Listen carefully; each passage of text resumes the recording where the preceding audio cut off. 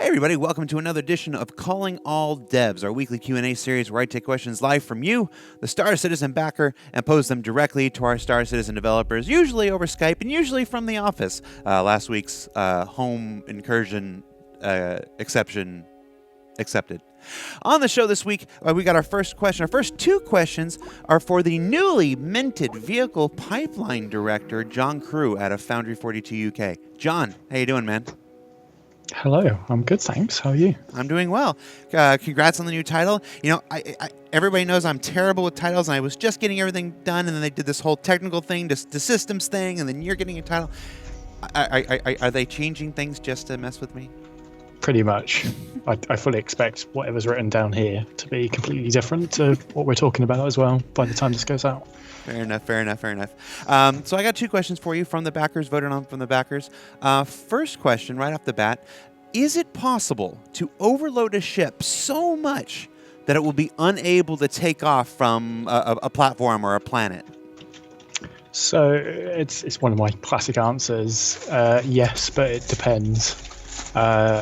Dedicated cargo ships, they're going to have their thrusters that they're built from the ground up to account for those sort of loads. But if you're taking, say, an Avenger and you fill it full of the densest materials in the universe, it's probably going to struggle if it even gets off the ground at all.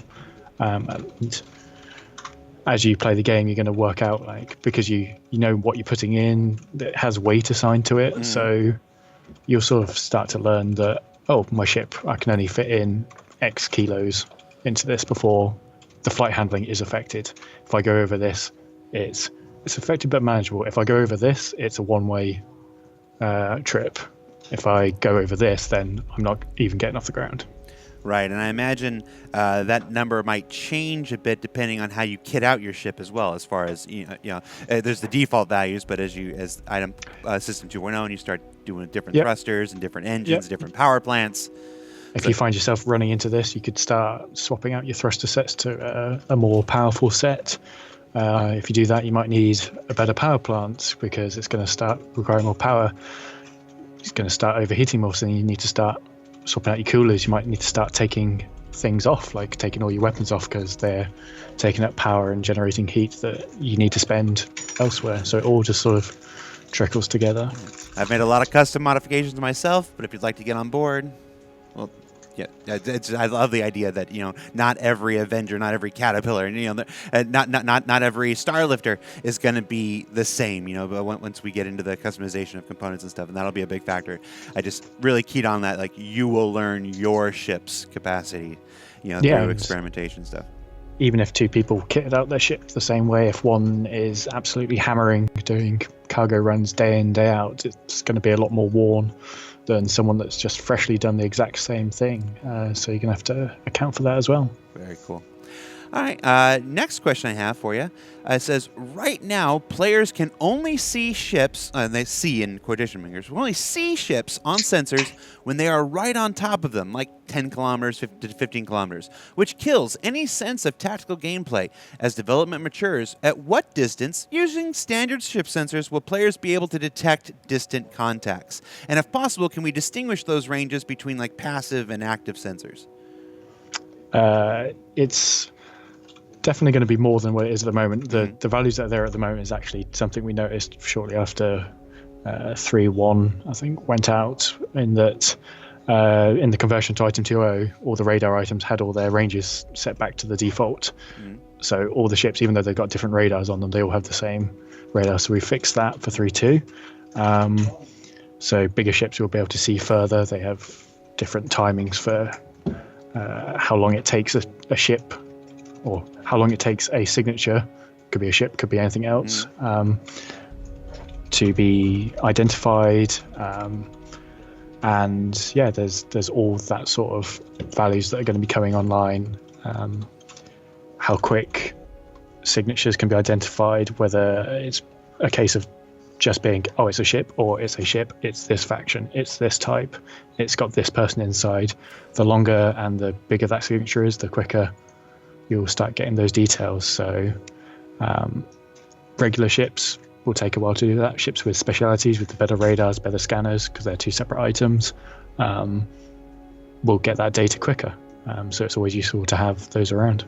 Gotcha. And of course, as these systems come online, the more robust scanning, the more robust radar, and stuff like that. These values, like how close they are. The question actually included, will it be 50 kilometers? Will it be 100 kilometers? I didn't include that because obviously these specific ranges will be affected by testing and by you guys. Yep. We're gonna whatever we tried the first time. We'll get our feedback and we'll either reduce it or we'll increase it and we'll continue to adjust it and continue to do this because that's one of the great advantages of developing a game in the middle of a live environment. Is you guys get to be a part of that process. So yeah. Going back to what I said about the nosing, it was all set to the default ranges. We were trying to get that in for one of the 3.1x patches, but because there was such a focus on getting the performance back up to where it should be, all the lead engineers sort of fell off their chairs when we started suggesting that there's this one line change that we can double the radar range, we can triple the radar range, and now you can start picking up stuff so much further away. They're like, no. You're not putting this straight into the live environment without testing, and we've got other stuff we want to do. So that's been in our main branch for a while, so that should start seeing an improvement. As with all things, priorities. Yeah. All right, man. I'll let you get back to work. Congratulations again on the new title. Thank you. Do you actually have to do any more work? Yes. I know. I just underselling it a bit. I know it's always a like congratulations, really. So, all right, man, I'll let you get back to work. Thanks. Take care. All right. Bye. Bye. All right. Thanks so much. Our next question is to KIRK TOME, lead systems designer, right here in our Los Angeles studio. I think it's lead systems designer. They've changed it all. KIRK, how you doing, man? Hey, good, man. Yes, it's now systems designer. All right. So, lead systems designer. I got a question about the party system.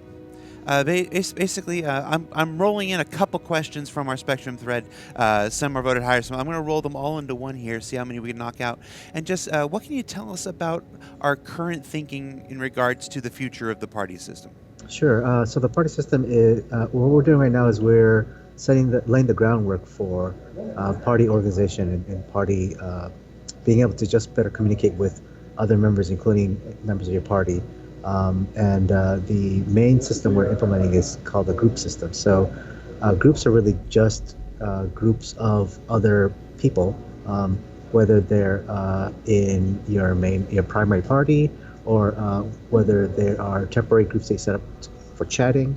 Once we get that system in place, which we're working on currently, we'll also be able to do things like chat between the members of your party, specify temporary party member or party groups, so that you could do things like quantum link together, so everyone in the party can use their quantum drive and end up in the same destination. We can do things like set up a group for when you do missions. So when you do missions, we have to adjust the mission system itself, but you can invite other people, whether they're in your primary party or another grouping of members, to include into that particular mission, and then divvy up the rewards as you see fit. We can do things like set up like the dynamic temporary groups. So when you're in a room, we can set up a group that specifies who's chatting. And so within earshot, you can find out exactly where people which people are doing talking. And then one other aspect that we're incorporating into the group system is that you'll be able to physically interact with people that are in front of you. So if there's some person in front of you, because of the group system and how it'll let you listen into a conversation that person's either having directly with you or in your vicinity, that person's super friendly. Hey, you'll be able to click on them and invite them into your party or as a contact list member, and then you can do things like you can whisper and have a personal conversation with them, or have a general conversation with he or other people you invite into that group, and anything that requires any type of communication within a certain group of people is what we will be incorporating into this group system. Wow, so this sounds like a system that's fully fleshed out and already done and should be in the game tomorrow, right? Yeah. So the like I was just mentioning, the underlying group system is what's being worked on. We're working with our members internally to make sure that we'll have the back end system for that, so that we can do things also with Spectrum Chat. So one thing that we'll be able to incorporate is that you shouldn't have to be in the game live to be able to simply communicate with other members of your group. So set up a primary party. That primary party is represented in Spectrum Chat. If you're offline, you should be able to chat with anybody that's live, and vice versa. They should be able to talk to anybody that just isn't signed on but happens to be in Spectrum. So you can do things like organize, future events. Because we'll have the status of everyone that's within those groups visible to either side. When you're in Spectrum, you should be able to see, hey, you know what? Jared is he's near Port Al-Ansar, and he's just about ready to get into a mission. That sounds awesome. I should be able to see that info, and then click on your name and go, you know what? I actually want to log in. So a single click should be able to start up the game, and then you should automatically be able to join the same server as you, and then we'll have rules for like where you spawn, like maybe you spawn near them or within one of the spawnable beds on their ship. So we'll figure that stuff as we go along. Yeah. But you should be able to really quickly be able to group up and organize things, because I think one thing we're lacking right now is the ability to kind of figure out exactly where people are and what they're doing. So we're going to make that a richer experience. And make it simpler so that everyone can coordinate and do stuff together, which is really the crux of systems like multiplayer, or just like being part of the party in general. Awesome. This is my time to say that these are, of course, our first intentions and the things that we're building towards. Whatever the next iteration of this that makes it into the game may not be all these features, and one of this will be something that we continue to build on and continue to iterate. And you should check out Around the Verse in the coming months, as that'll be the place where we'll really showcase the work on this feature and stuff like this. So. Right. Yeah. So once we get some of the basic group system in, I think the first place that players will see what we're being implementing are going to be in Mobiglass. We'll have a much nicer version of our chat system, so that you'll have a primary chat in the lobby that you'll be able to see that will use a nice interface, so you don't have to memorize all these kind of strange keybinds. We'll improve the visor chat as well. And we'll have some better visibility about specifically who's around you, and some interactions with those people physically, so that you don't have to go hunting for their name and input these C bars in the console, which are really difficult to use right now.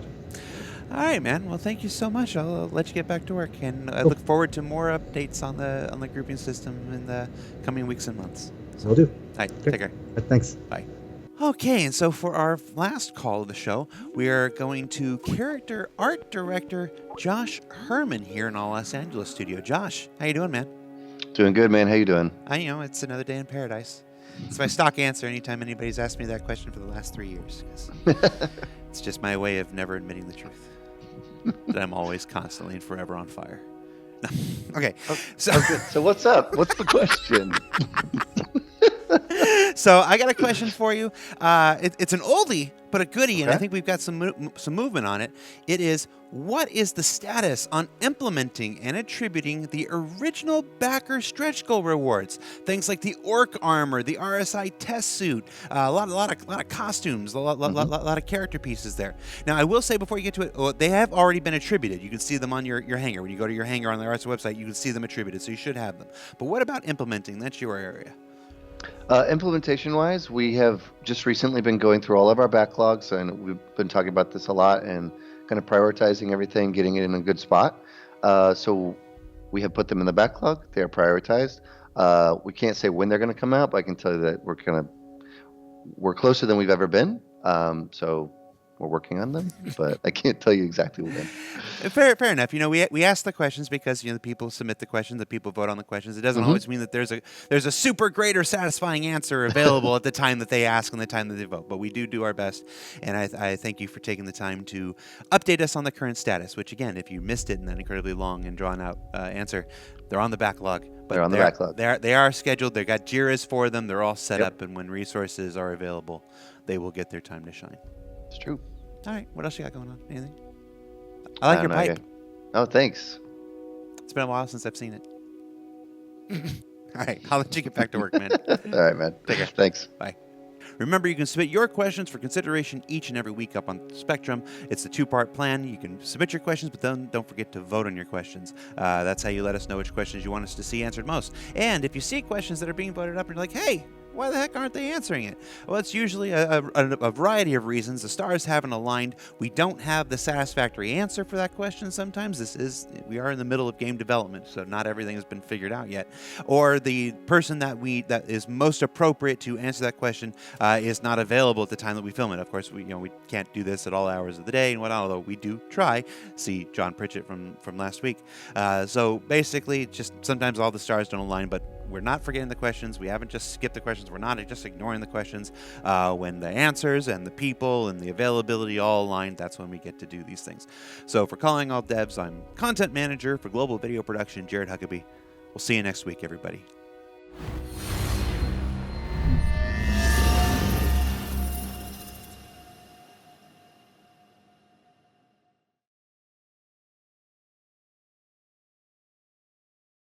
Thanks for watching. For the latest and greatest in Star Citizen and Squadron 42, you can subscribe to our channel, or you can check out some of the other shows, and you can also head to our website at www.robertsspaceindustries.com. Thank you very much for watching.